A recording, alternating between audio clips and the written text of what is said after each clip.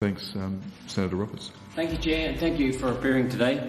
From your submission on page 4, the ACT, quote, the ACT, Victoria and Queensland still require COVID-19 vaccination in some high-risk settings such as aged care.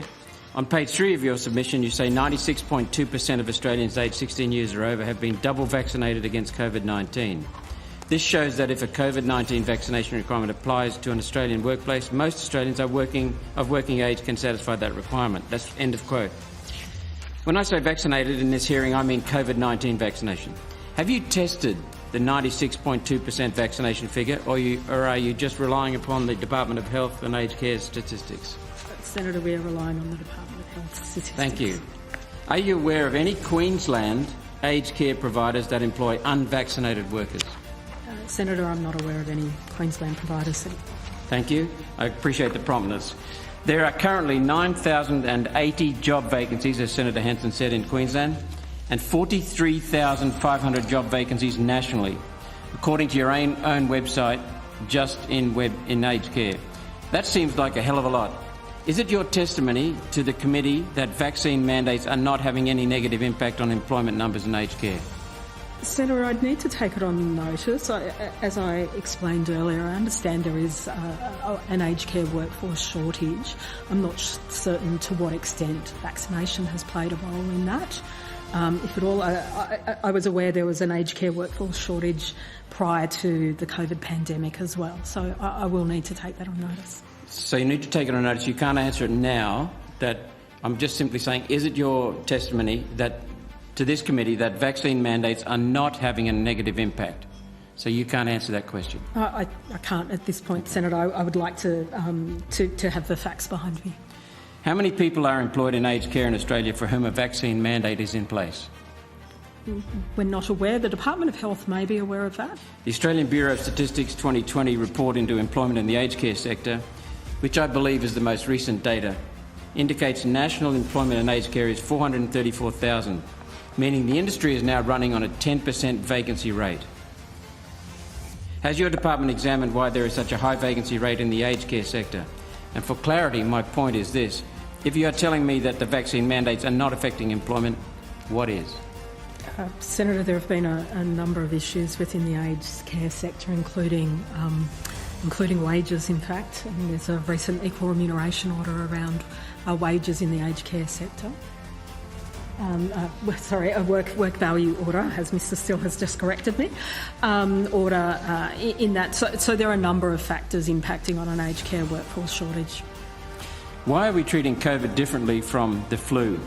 The Chief Medical Officer, in response to my question in March of 2021, admitted that the severity, and he put this down in writing, the severity of COVID is low to moderate, not severe. Yet the country's been turned upside down, had its pockets shaken and told it's severe. Low to moderate. And then if we stratify that, we find out that the majority of ages, it has hardly any impact on people at all. So some people with comorbidities and immune compromise and some of the elderly are a threat. So despite the Prime Minister and the Premier scaring it up, we saw Sweden, which had no restrictions at all, just sail through the virus. It's not a pandemic because there's no pandemic of deaths. Sweden sailed through and has been now lauded as having the best response to COVID, along with Taiwan, which did not put in place mandates. Why are we treating COVID so differently from flu when the flu kills more people than COVID has? Senator, the Fair Work Act doesn't differentiate between different diseases in relation to employers' obligations in respect to vaccination. So within our responsibilities, the law itself doesn't differentiate. I don't know if you... There's the same case within work health and safety. Persons conducting a business or undertaking have a duty to manage risks to health and safety, and that includes infectious diseases like COVID-19, considering what are the best measures to put in place to manage those risks within their workplaces.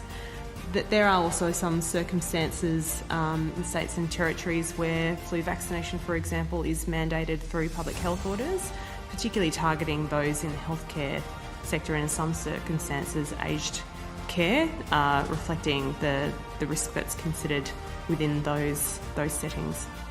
And that's my point, and I think the point of a lot of people over here. This is about control, it is not about health. The whole of the COVID response has been that way. Why are you standing by and letting workers rot? That's the last question. Yes, Senator that Roberts. was my last question. Sandra, I think all we can say to that is that the Fair Work Act provides a range of protections where employer actions are unreasonable or unlawful, and those protections apply in relation to COVID-19 in the same way that they apply to other infectious diseases. Thank you. Senator Canavan. Thank you, Chair.